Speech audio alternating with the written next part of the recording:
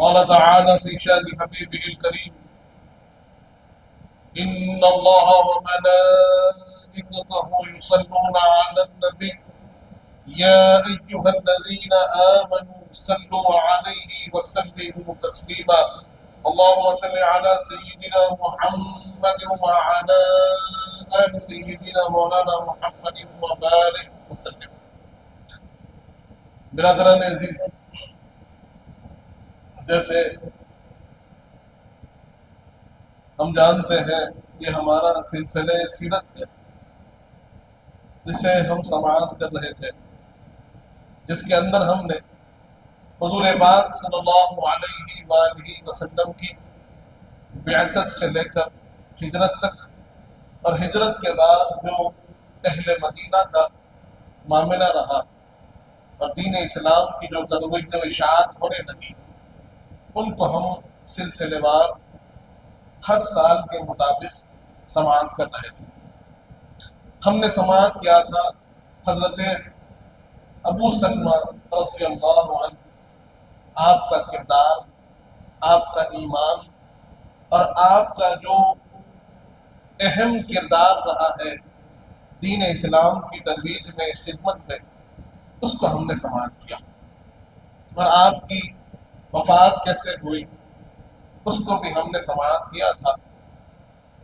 اس کے بعد ایک معاملہ ایسا پیش آیا، دوران مطالعہ یہ محسوس ہوا کہ آج کے حالات کے لحاظ سے یہ واقعہ بڑا ہم کو مناسبت لگتا ہے، بڑی مناسبت کے ساتھ یہ واقعہ ہمارے سامنے ہے۔ آج ہم دیکھ رہے ہیں کہ الگ الگ انداز میں اہل اسلام پر حملے ہو رہے ہیں۔ کوئی ہے جو ہمارے صفوں میں رہ کر ہمیں نقصان دے رہے ہیں، کوئی ہے جو ہمارے مقابل ہو کر ہمیں نقصان دے رہے ہیں۔ کہیں کوشش کی جا رہی ہے کہ جو املاک ہے، جو معیشت ہے، جو مال و متاع ہے، جو سرمایہ ہے اہل اسلام کا، اسے غصب کر لیا جائے۔ کہیں کوشش کی جا رہی ہے کہ اہل اسلام کو اور ان کے نام کو خراب کیا جائے۔ الگ الگ نوعیت کی زحمتیں، تکلیفیں، سازشیں ہو رہی ہیں، اور آج کا مسلمان بڑا پریشان ہے کہ اس کا علاج کیا ہو۔ یہ حالات جو آج ہمارے در پہ ہے، جو پیش آ رہے ہیں، بڑی مشکل حالات ہیں، لیکن اگر ہم سیرت طیبہ کو پڑھیں گے، حضور پاک کی اس سیرت طیبہ کو پڑھیں گے، اس وقت کے حالات کو پڑھیں گے، وہاں پر ہونے والے واقعات کو پڑھیں گے، تو پھر ہمیں معلوم ہوگا کہ یہ نئی بات نہیں ہے، سازشوں کا ہونا یہ نئی بات نہیں ہے، صفوں میں انتشار کا پیدا کرنا یہ نئی بات نہیں ہے، لوگوں کو بھٹکانا یہ نئی بات نہیں ہے، مسلمانوں کے نام کو خراب کرنا یہ نئی بات نہیں ہے۔ برادران عزیز، ایسے بہت سے واقعات ہم کو ملیں گے کہ جہاں پر ہم دیکھیں گے کہ لوگوں نے سازشیں کی اہل اسلام کے خلاف میں، انہوں نے سازشیں کی ہے، لیکن کردار صحابہ، حضور پاک کی تربیت، حضور پاک کا جو راستہ ہے، اس پہ چلنے والوں نے کیسے اس کا جواب دیا، کیسے اپنے آپ کو مضبوط رکھا، کیسے اپنے آپ کو اللہ کے راستے پر اور حضور پاک کی سنتوں پر گامزن رکھا۔ آج اس کی سب سے زیادہ اہم ضرورت ہے کہ بندہ مومن اپنا تعلق اپنے رب سے مضبوط کرے، اپنا تعلق اپنے آقا کریم سے مضبوط کرے، حضور پاک سے اپنی نسبتوں کو اٹوٹ سے اٹوٹ کر لے، اور صرف زبان سے نہیں بلکہ اپنے عمل سے، اپنے کردار سے اور اپنی زندگی میں حضور پاک کی سنتوں کو شامل کریں۔ کیسے کریں؟ کیا مثال ہے؟ آپ اگر صحابہ اکرام کی زندگیوں کو پڑھیں گے تو معلوم ہوگا، حضور پاک کے دوران دور کو پڑھیں گے تو معلوم ہوگا، ان وہاں کے حالات کو سمجھیں گے تو معلوم ہوگا۔ برادران عزیز، ایسا ہی ایک واقعہ ہمارے سامنے آتا ہے، سیرت کی بڑی بڑی کتب نے اس کو نقل کیا ہے، اس کو واقعہ رجیع کہتے ہیں۔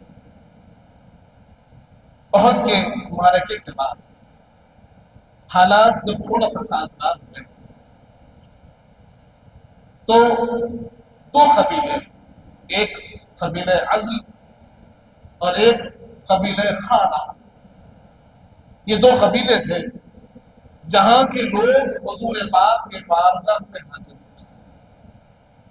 حضور پاک کے پاس حاضر ہو کر انہوں نے عرض کیا کہ یا رسول اللہ، ہم اپنے قبیلوں میں کام کر رہے ہیں، دین اسلام کو عام کر رہے ہیں، لوگوں کو اللہ وحدہ لا شریک کی طرف بلا رہے ہیں، اور لوگ دین اسلام سے جڑ بھی رہے ہیں۔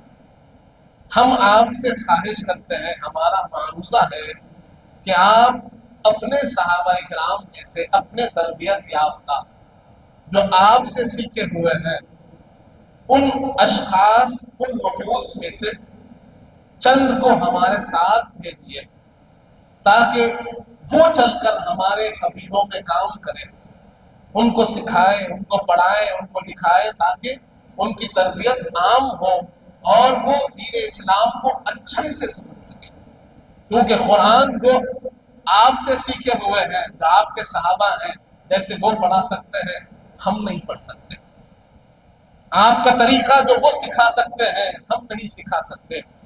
الغرض انہوں نے حضور پاک سے معروضہ کیا، حضور پاک نے ان کی اس التجا کو قبول کیا اور اپنے صحابہ اکرام میں سے چھ صحابہ اکرام کو حضور پاک نے منتخب کیا اور ایک وفد کی شکل میں ان دو قبیلوں کی طرف روانہ فرمایا۔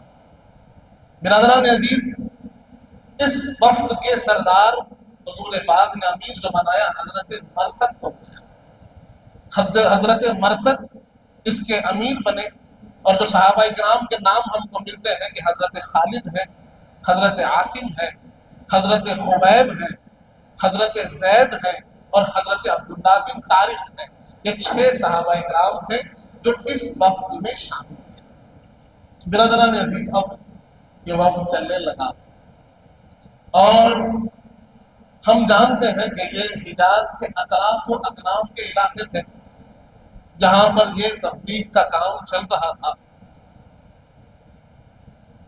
دوران سفر، پہلے کا سفر تھوڑا سا مشکل ہوتا تھا، دنوں کا ہوتا تھا، تو کہیں پر خیمے بھی لگا دیے جاتے تھے، اور خیمے جو لگائے جاتے تھے وہ اکثر پانی کی جگہ ہوتے تھے، کہیں چشمہ ہو، کہیں کنواں ہو تو وہاں پر خیمہ لگا دیا جاتا تھا، وہاں پر آرام کیا جاتا تھا۔ تو ایسے ہی دوران سفر ایک مقام آیا جس کا نام آتا ہے رجیع، جو ایک چشمہ تھا، یہ قبیلہ حزیل کا چشمہ تھا۔ یہاں پر خیمہ لگایا گیا اور کچھ دیر کے لیے آرام کرنے کے لیے اپنے سفر کو روک دیا گیا۔ اب یہ چھ صحابہ کرام اپنے خیمے میں آپس میں مشورہ کر رہے ہیں، گفتگو کر رہے ہیں کہ لوگوں کو بلائیں تو کیسے بلائیں، اللہ کی طرف بلانا ہے، لوگوں کو سدھارنا ہے، ان کے اخلاق پر کام کرنا ہے، ان کے کردار پر کام کرنا ہے، انہیں اچھائی سکھانا ہے، سچائی سکھانا ہے، تو کیسے ہم اپنا لاہ عمل طے کریں، ایک پروگرام سیٹ کریں۔ ابھی یہ گفتگو چل ہی رہی تھی کہ یہ جو لوگ دو قبیلوں کے آئے ہوئے تھے، یہ قبیلے حزیل سے جا کر ملے اور ان سے کہنے لگے کہ ہمارے ساتھ مدینے سے 6 صحابہ حضور پاک کے چہیتے ہمارے ساتھ ہیں، تم اگر ہمارا ساتھ دو تو ہم ان کو اپنی قید میں لے لیں گے۔ ان کے ارادے نیک نہیں تھے، نام تو اسلام کا لیا لیکن کام ان کے مزاج میں نفاق تھا۔ یہ چاہتے تھے کہ صحابہ کرام کو قید کریں اور اہل مکہ کو لے جا کر بیچ دیں۔ قبیلہ حزیل والوں سے انہوں نے بات چیت کی اور کہا کہ دیکھو، اس میں ایسے چند صحابہ کرام ہیں کہ جن کا اہل مکہ انتظار کر رہے ہیں، ان سے بدلہ لینا ہے، اور ان کے بدلے میں ہمیں بڑی قیمت مل سکتی ہے اگر تم ہمارا ساتھ دو۔ برادران عزیز، اب 6 صحابہ کرام کے لیے کئی سو لوگ جمع ہوئے۔ صحابہ کرام نے محسوس کیا کہ باہر ایک شور و غل مچا ہوا ہے، باہر لوگوں کی آواز اچانک بڑھ چکی ہے۔ جب باہر نکل کر دیکھا تو محسوس ہوا کہ ایک بہت بڑا مجمع مد مقابل کھڑا ہو گیا ہے، ہاتھوں میں ہتھیار لے کر، اور ارادے نیک نظر نہیں آتے۔ برادران عزیز، سوچئے 6 صحابہ ہیں، ان کے قلبی کیفیت کیا ہوگی؟ اب جب بات مقابلے کی آئی تو صحابہ کرام حالات سے گھبرائے نہیں، اپنے انجام کی فکر نہ کیے، بلکہ وہ بھی مقابلے کے لیے تیار ہو گئے۔ برادران عزیز، اب ہزاروں سووں کا مجمع سامنے ہے، ادھر 6 صحابہ ٹھہرے ہوئے ہیں، اور وہ اپنے ہتھیار ہاتھ میں لے کر تیار ہیں۔ کہتے ہیں کہ جانا تو ہے، اس راہ پہ جائیں گے تو کامیاب۔ ہر شخص کو جانا ہے، کہیں نہ کہیں اس کی موت طے ہے، لیکن اگر حضور پاک کے حکم سے نکلے ہوئے، اللہ کی وحدانیت کا بیان کرتے ہوئے اگر ہم نکلے ہیں اور اگر اس راہ پہ جاتے ہیں تو اس سے بہتر کوئی جانا نہ ہوگا۔ اب وہ تیار ہو گئے۔ برادران عزیز، معاملہ تعداد سے نہیں ہوتا، حوصلوں سے ہوتا ہے۔ فیصلے حوصلوں سے ہوتے ہیں، تعداد سے نہیں ہوتے۔ جب ان 6 صحابہ کے حوصلوں کو مخالفوں نے دیکھا تو ان کے حوصلے پست پڑ گئے۔ 6 کے مقابلے کے لیے اب وہ 100 بھی تیار نہ ہوئے۔ ان میں سے ایک اٹھ کر کہنے لگا، دیکھو ہمارا تم سے کوئی لڑنے کا ارادہ نہیں ہے، بات یہ ہے کہ ہم تمہیں قید کر کر مکے والوں کو بیچنا چاہتے ہیں۔ ہمارا مقصد بیچنا ہے، لڑنا نہیں ہے۔ ہم تمہیں امان دیتے ہیں، تمہارے جانوں کی ذمہ داری لیتے ہیں، تمہارے کچھ نہیں ہوگا، ہم لے جا کر تمہیں مکے والوں کے حوالے کر دیں گے، اور معلوم ہوتا ہم کو مل جائے گا، ہم اس سے اپنے پاس لے کر چلے جائیں گے۔ اب اس میں عرب کا طریقہ یہ ہوتا تھا کہ جب بھی امان دیا جاتا تو پھر اس کے بعد کوئی جنگ نہیں ہوتی، کوئی مقابلہ نہیں ہوتا۔ اب 3 صحابہ کرام نے عرب کے اس طریقے کو اختیار کیا، اور جیسے ہی بات امان کی آئی تو اپنے ہتھیار روک دیے۔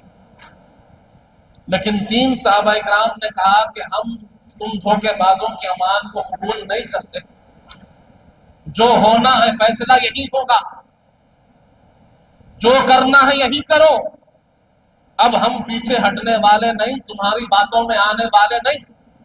جو حضور پاک کو غلط بیانی سے کام لے کر ہمیں یہاں تک دھوکے سے لے کر آئے ہیں، تم دھوکے بازوں کے امان پر ہمیں کوئی بھروسہ نہیں ہے۔ اب یہ 3 صحابہ کون ہے؟ یہ حضرت مرثد، حضرت خالد اور حضرت عاصم۔ ان تینوں نے کہا کہ تمہارا امان قبول نہیں ہے۔ اب مقابلہ شروع ہوتا ہے، کئی سو مل کر 3 صحابہ پر قابو پانا مشکل ہو گیا، یہاں تک کہ اب گھیراؤ کر کر پتھر برسانے لگے، تیر برسانے لگے، یہاں تک کہ ایک کے بعد ایک تینوں صحابہ شہید ہو گئے۔ تینوں کو شہید کرنے کے بعد دیکھیے یہ دنیا داروں کی سوچ کیسی تھی۔ انہوں نے کہا کہ دیکھو وہ جو عاصم ہے نا، وہ بہت اہمیت کے حامل شخصیت ہے، معرکہ احد میں انہوں نے بہت نام کمایا ہے، بڑے بڑوں کو واصل جہنم کیا ہے، اور میں جانتا ہوں کہ ایک عورت ہے جس کا نام واصلہ ملتا ہے، اس کے 3 بچوں کو انہوں نے فی النار و جہنم بھیج دیا، اور اس نے قسم کھایا تھا کہ میں ان کی کھوپڑی میں نعوذ باللہ پانی پیوں گی، تو اگر ہم ان کا سر لے کر جائیں گے تو بہت پیسے ملیں گے۔ برادران عزیز آپ دیکھیے ان کے ارادے اتنے خراب تھے، ادھر اللہ کی مشیت دیکھیے کہ اللہ نے یہ جو شہد کی مکھیاں ہوتی ہے ان کا ایک چھتا ان کے جسم کے اطراف میں بھیج دیا۔ اب یہ لوگ ان کے جسم کی طرف جاتے لیکن کوئی قریب جا نہیں پاتا، شہد کے مکھیاں ان پر حملہ کر دیتے۔ دن بھر یہی معاملہ چلتا رہا، لیکن جب ان کو حل نہ ملا انہوں نے کہا کہ شاید شام تک انتظار ہو یا مکھیاں چلی جائیں گی پھر ہم ان کو جسم کو لے لیں گے، لیکن اللہ کو جو چاہتا ہے اللہ اس کو چاہتا ہے اور اس کے لیے اللہ انتظام فرماتا ہے۔ اس کے بعد معاملہ یہ ہوا، مورخین لکھتے ہیں کہ بارش ہوئی اور ایک ایسا ریلا بہا کہ پانی کے بہاؤ میں ان کا جسم کہیں اور چلا گیا، کہ ڈھونڈتے رہ گئے لیکن ان کے جسم کو چھو نہ پائے۔ اسے اللہ رکھے، اسے کون رکھے۔ اب معاملہ یہ ہوا 3 صحابہ کو شہید کر دیا گیا، اب 3 کو اپنی قید میں لے لیا۔ اب تینوں کو لے کر یہ مکے کو جانے لگے تو حضرت عبداللہ نے موقع دیکھا اور اپنے ہاتھ چھڑا لیا، اور زہران ایک گاؤں آتا ہے وہاں پر آپ ان کے مقابل میں پھر کھڑے ہو گئے، پھر وہاں پر ایک مقابلہ ہوا اور اللہ کے شعر ہے ایسا ایسا جوہر دکھاتے ہیں کہ کئیوں کا واسطہ جہنم کیا، پھر وہی گھیراؤ کر کر آپ کو پتھراؤ کر کر شہید کر دیا گیا۔ اور آج بھی آپ کی مزار زہران قبیلے کے وہ جو گاؤں ہے وہاں پر موجود ہے، لوگ آپ کی زیارت کرتے ہیں۔ برادران عزیز اب 2 صحابی رہ گئے، حضرت خبیب اور حضرت زید۔ ان کو گرفتار کر کر مکہ مکرمہ میں لایا گیا۔ مکہ مکرمہ کے وہاں کے جو سردار تھے اس میں ایک سردار تھا ربیعہ، جس کو حضرت زید نے احد میں قتل کیا تھا۔ تو ربیعہ کے بیٹوں سے جا کر انہوں نے بات کی کہ دیکھو ہم تمہارے باپ کے قاتل کو لے کر آئے ہیں، ہمیں ان کے بدلے میں کیا دو گے؟ انہوں نے کہا کیا مانگتے ہو لے لو۔ عرب کا مزاج تھا بدلہ، عرب کا مزاج تھا ریونج، عرب کا مزاج تھا ظلم ستم، وہ چیزیں عام تھی۔ حضور پاک نے اسی لیے ہمیشہ ہمیں تربیت کیا دی کہ بدلہ نہیں، معاف کرو، معاف کرو۔ تمہارے ہاتھ میں اگر طاقت تمہارے ہاتھ میں ہے تو تم اپنی جان کے لیے اپنی ذات کے لیے بدلہ نہ لو، معاف کرو۔ معاف کرنے والے کو اللہ پسند کرتا ہے، جوڑنے والے کو اللہ پسند کرتا ہے، برادران عزیز صلہ رحمی کرنے والے کو اللہ پسند کرتا ہے۔ لیکن آج ہمارے اندر کس مزاج کو ہم نے عام کیا ہوا ہے؟ حضور پاک کی تربیت عام ہے یا پھر وہ ایام جاہلیت کی جو تربیت تھی، وہ جو مزاج تھا ایام جاہلیت کا، وہ ایام جاہلیت کا مزاج عام ہے؟ ہمیں جانچنے کی ضرورت ہے۔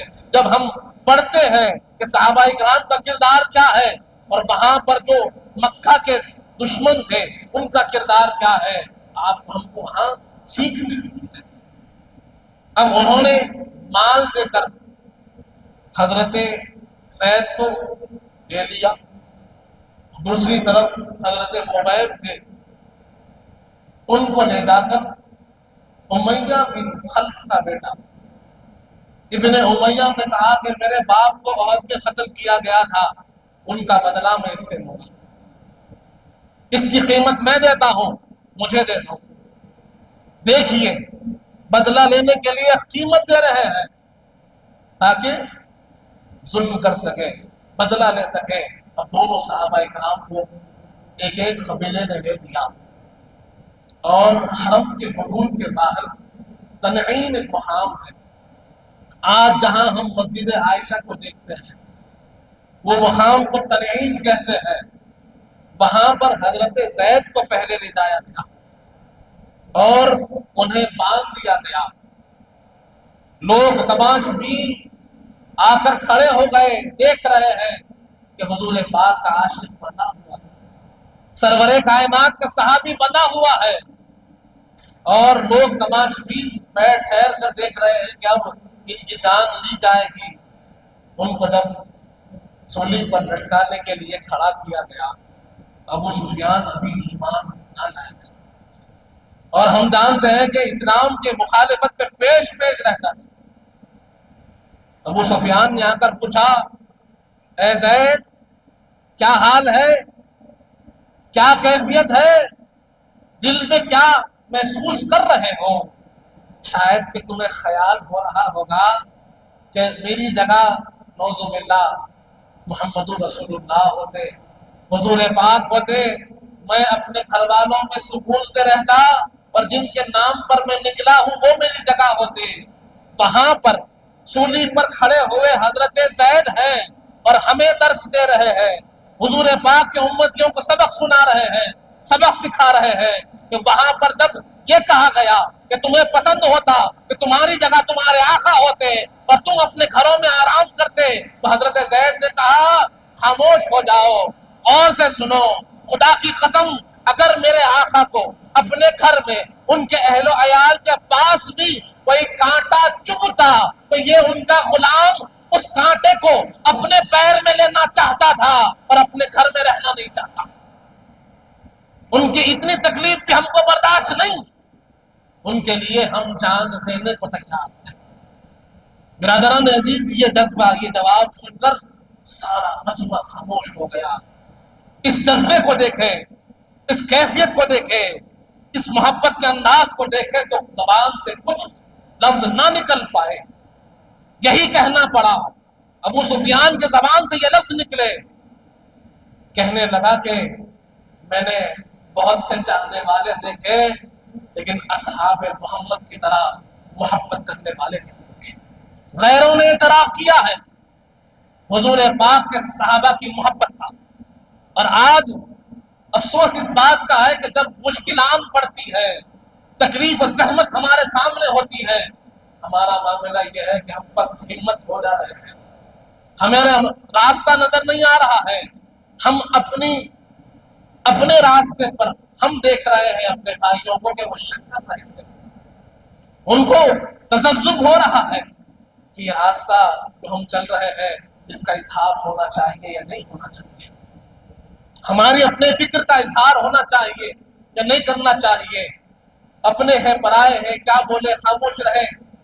बिरादरान अजीज, हुजूर पाक ने हदीस पाक में फरमाया है, अल्लाह की अनगिनत नेमतें हैं, बेशुमार नेमतें हैं अल्लाह ने जो अता फरमाई है, लेकिन याद रखो सबसे बड़ी कोई अल्लाह की नेमत है तो वो ईमान है। हुजूर पाक फरमाते हैं सबसे बड़ी नेमत जिस पर सबसे ज्यादा अल्लाह का शुक्र अदा करना चाहिए वो ईमान है। और आज हम अपने भाइयों को देख रहे हैं कि वो अपने ईमान को जाहिर करने के लिए पसो पेश कर रहे हैं, अपने आप को हुजूर पाक का गुलाम बताने के लिए तरद्दुद में है, आमोश हो जाते हैं। अरे याद रखो हमारी पहचान यहाँ भी है तो हुजूर पाक के गुलाम की हैसियत से है, मोमिन होने की हैसियत से है, मुसलमान होने की हैसियत से है, और वहां भी उठेंगे तो उसी पहचान के साथ उठेंगे। ये नहीं हो सकता। ये फिक्र जो कमजोरी की आ रही है इसे दूर करने की जरूरत है। ये बात को समझाना होगा कि हर मसले का हल कुरान में है, ईमान में है, इस्लाम में है, मसले का हल मौजूद है। आप अगर हल नहीं पाते हैं तो ये हमारी कमजोरी है, ये हमारी अपनी कमजोरी है कि हम हल नहीं पाते हैं, उस कैफियत को महसूस नहीं करते हैं, हमारी अपनी कमजोरी है। हजरत ज़ैद को वहां पर शहीद कर दिया गया, लेकिन तारीख में आपका ये जुमला लिख दिया गया कि हुजूर पाक अगर अपने मकान में हो और आपको कांटा चुभता हो तो ये आपका गुलाम चाहता है कि वो कांटा आपको ना चुभे, मुझे चुभे, मेरे आका को आराम मिले। अगर सहमत होनी हो तो गुलाम को। बिरादरान अजीज, ये तारीख में लिख दिया गया। उसी तरह हजरत खबीब का मामला हुआ। हजरत खुबैब को जब लाया गया, आपको एक कैद खाने में कुछ दिन के लिए रख दिया गया और 2-4 निगरान को आपके साथ लगा दिया गया कि इनकी निगरानी में रखो, इनको देखते रहो। تو دیکھنے والے دیکھتے کیا ہے کہ بھوکے پیاسے حضور پاک اس غلام کو ان کے پاس کبھی انگور نظر آ رہے ہیں، کبھی کوئی اور میوہ نظر آ رہا ہے، تو وہاں دیکھنے والوں نے دیکھا کہ نہ انگور کا موسم ہے، نہ کہیں سے آنے کا وہ امکان ہے، ہم پہرے پر کھڑے ہوئے ہیں، یہ انگور ان کے پاس کہاں سے آئے، کہ ان کی تشنگی کا خیال کون رکھ رہا ہے؟ اللہ ہمیں سمجھا رہا ہے کہ تم جب میرے راستے پر نکلتے ہو تمہارا خیال ہم رکھتے ہیں، حضور پاک کی سنتوں پر نکلتے ہو تو اللہ تمہارا خیال رکھتا ہے، اللہ تمہارا انتظام کرتا ہے۔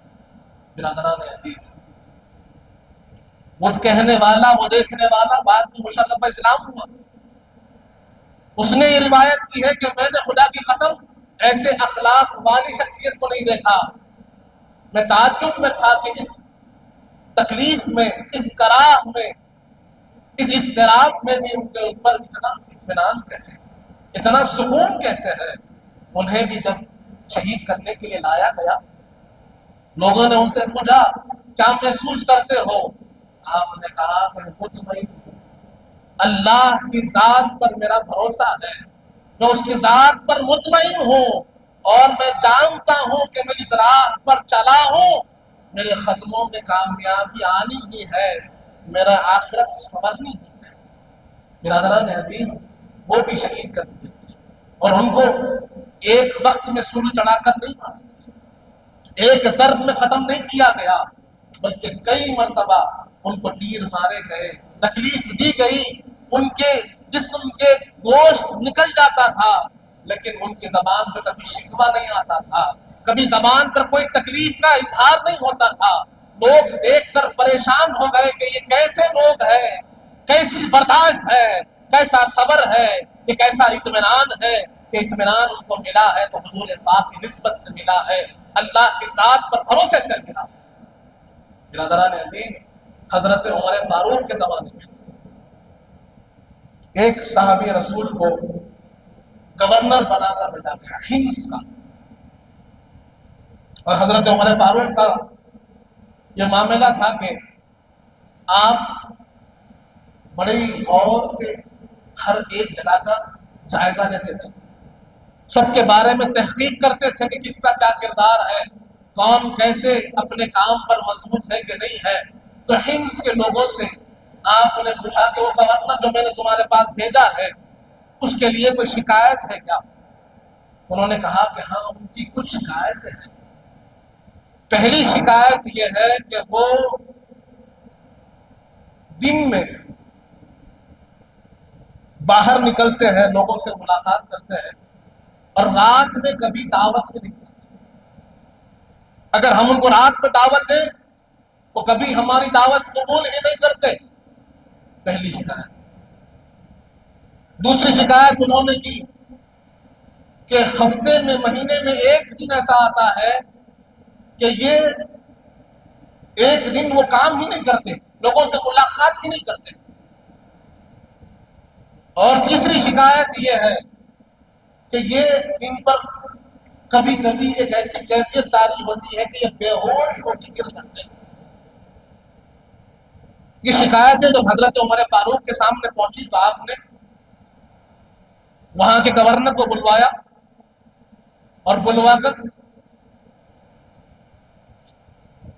لوگوں سے پوچھا کہ بتاؤ شکایتیں کیا ہے۔ انہوں نے کہا کہ شکایت یہ ہے کہ یہ لوگوں سے رات میں ملاقات نہیں کرتے، دعوت دی جاتی ہے تو دعوت قبول نہیں کرتے۔ حضرت عمر فاروق نے گورنر سے پوچھا کیا بات ہے، ایسا معاملہ کیوں؟ انہوں نے عرض کیا اے امیر المؤمنین، مجھے دن کی ڈیوٹی دی گئی ہے کہ میں لوگوں کی تکلیفوں کو دور کروں، لوگوں کے معاملوں کو حل کروں، لوگوں کی باتوں کو سنوں، اور میں دن میں وہ کام کر رہا ہوں اور رات میں اپنے رب کے سامنے ہوتا ہوں۔ رات کا وقت میں نے اپنے رب کے لیے رکھا ہے، اس کی عبادت کے لیے رکھا ہے، اسی لیے میں ان سے رات میں ملاقات نہیں کر پاتا، ان کی دعوتوں میں نہیں جاتا۔ حضرت عمر فاروق نے کہا کہ تمہارا عذر قبول ہے۔ دوسری شکایت کیا ہے؟ تو انہوں نے کہا کہ ہفتے میں یا مہینے میں ایک دن سارا دن یہ ملاقات ہی نہیں کرتے، اپنے گھر سے باہر ہی نہیں نکلتے۔ حضرت عمر فاروق نے کہا کہ ایسا کیوں؟ انہوں نے کہا کہ میرے پاس کوئی خادم میں نے نہیں رکھا، میں گورنر ضرور ہوں لیکن میں لوگوں کی خدمت کرتا ہوں، میرے پاس کوئی خادم نہیں ہے۔ اور ایک دن ایسا ہوتا ہے کہ مجھے اپنے کپڑے دھونے پڑتے ہیں، اپنے گھر کو صاف کرنا پڑتا ہے، گھر کے کام کاج کرنے پڑتے ہیں، اس لیے ایک دن میں لوگوں سے نہیں ملتا، اپنا پرسنل کام کرتا ہوں، گھر میں کام کاج کرتا ہوں، اس لیے باہر نہیں نکلتا۔ برادران عزیز، ہمیں یہاں سمجھنے کی بات ہے کہ یہ گورنر ہے، حاکم کے مقابل میں ہے، وہاں پر یہ کردار ان کا ہے۔ اور تیسرا سوال کیا گیا کہ تیسری بات، یہ تمہارا بے ہوش ہو جانا کیا ہے؟ یہ غش کھا جانا کیا ہے؟ یہ کس وجہ سے تم بے ہوش ہو جاتے ہو؟ تمہاری بے ہوشی تمہیں کیوں طاری ہوتی ہے؟ اس پر انہوں نے کہا کہ مکے کا ایک واقعہ ہے، حضرت خبیب کو جب شہید کیا جا رہا تھا تو میں وہاں موجود تھا، اس منظر کو میں نے اپنی آنکھوں سے دیکھا ہے، ان کی تکلیف کو، ان کے صبر کو میں نے دیکھا ہے، ان کے گوشت کے حصوں کو نکلتا ہوا میں نے دیکھا ہے، ان کے جسم کے جھلسنے کو میں نے دیکھا ہے، ان کے جسم کے چھلنی ہونے کو میں نے دیکھا ہے، اور جب جب مجھے وہ واقعہ یاد آتا ہے بے ساختہ میں بے ہوش ہو جاتا ہوں، کیونکہ میں ان کی تکلیف کو تصور میں برداشت نہیں کر سکتا جو وہ کھڑے ہو کر وہاں برداشت کر رہے ہیں۔ جب جب وہ واقعہ مجھے یاد آتا ہے میں بے ہوش ہو جاتا ہوں، میں مجبور ہوں۔ برادران عزیز، تو یہ واقعے کی اتنی اہمیت کہ لوگوں کے دل پر یہ چھپ چکے تھے، لوگ یاد کرتے تو ان کو وہ تکلیف محسوس ہوتی تھی۔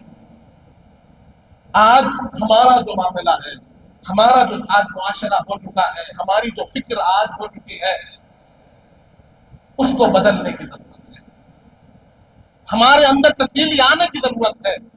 اگر ہم اپنے آپ کو حضور پاک سے نہیں جوڑیں گے، اگر آج بھی ہماری غفلت کی نگاہ نہ کھلے گی، اس خواب غفلت سے نہ اٹھیں گے، آج نہ جاگیں گے، اور اگر یہ خیال ہمیں نہ ہوگا کہ ہمیں کچھ کرنا ہے، ہماری کچھ اپنی ذمہ داری ہے، اسے ہمیں نبھانا ہے، تو پھر معلوم نہیں ہمارے ساتھ کیا ہوگا۔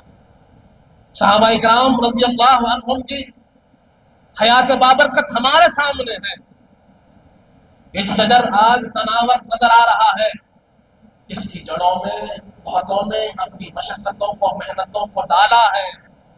برادران عزیز، تو آج ہماری ذمہ داری ہے کہ ان کرداروں کو زندہ کریں، ان کی اس جذبے کو، اس حمیت کو اپنے اندر پیدا کریں، دین اسلام پر مضبوطی سے گامزن رہیں، مسجدوں کو آباد کریں، عبادتیں، ریاضتیں، اس کی اہمیت کو سمجھیں۔ آج مساجد ہمیں آواز دے رہی ہے، آج ہمیں آواز دے رہی ہے، کہاں ہے نماز پڑھنے والے، کہاں ہیں، کہاں ہیں؟ برادران عزیز، یہ ہماری ذمہ داری ہے کہ ہم اللہ کے گھر کو آباد کریں، اللہ کے ذکر میں اپنا وقت گزاریں۔ ٹھیک ہے، دنیا ہے، آپ کو کمانا ہے، کمائیے، جتنی ضرورت ہے اتنا کمائیے، لیکن جس چیز کو جتنی اہمیت دینی ہے اتنی اہمیت دیجیے۔ اپنے بچوں کی تربیت ہماری ذمہ داری ہے۔ اگر ہم خود بے راہ روی کا شکار ہو چکے ہوں، ہم خود گمراہی میں چلنے والے ہو گئے ہیں، تو پھر ہماری آنے والی نسلوں کو روشنی کون دیں گے؟ راستہ کون دکھائیں گے؟ کہاں سے وہ سدھریں گے؟ کہاں سے اللہ کی طرف جائیں گے؟ ہم نے حدیث پاک سنی ہے، تم میں کا ہر ایک ذمہ دار ہے، کلکم راعٍ کلکم مسئول عن رعیتہ، تم میں کا ہر ایک ذمہ دار ہے اور تمہاری ذمہ داری کے بارے میں تم سے پوچھا جائے گا۔ کیا ہم اپنی ذمہ داری نبھا رہے ہیں؟ یہ سوال ہمیں اپنے آپ سے کرنا ہے، کسی اور سے پوچھنے کی ضرورت نہیں، اپنے آپ سے سوال کیجیے۔ حضور پاک کی سیرت کو پڑھیے، حضور پاک کی سیرت میں ہر مسئلے کا حل موجود ہے۔ ہمارے اندر ایمان کی اہمیت، اس کی کیفیت کو پیدا کرنا ضروری ہے۔ اللہ تعالیٰ سے دعا ہے مالک جب تک زندہ اسلام پر رکھ، موت ایمان پر دے، وقت نزا حضور پاک صلی اللہ علیہ وسلم کا دیدار نصیب فرما مالک، دل پر صالح متقیوں پر اظہار بنا، ہمارے گناہوں کو معاف فرما، ہمارے گناہوں کو نیکیوں سے تبدیل کر دے مالک، ہم میں جو پریشان حال ہے ان کی پریشانیوں کو دور فرما، ہم میں جو بیمار ہے انہیں شفا کاملہ عطا فرما، ہم میں جو مقروض ہے ان کے قرضوں کو عطا فرما، جو کچھ کہے ہیں جو کچھ سنے ہیں اس پر عمل کرنے کی توفیق عطا فرما، حضور پاک صلی اللہ علیہ وآلہ وسلم کا سچا غلام امتی بنا مالک، اہل بیت اطہار کا سچا غلام بنا، صحابہ کرام کا چاہنے والا بنا، اولیاء اللہ کا چاہنے والا بنا، ان کے بتائے ہوئے راستے پر چلنے کی توفیق عطا فرما، صلی اللہ تعالی علی خیر خلقہ سیدنا محمد وعلی آلہ وصحبہ وسلم والحمد للہ رب العالمین۔ سرکار آپ کا محتاج کرم ہے، نسبت کی قسم ہے، نسبت کی قسم ہے۔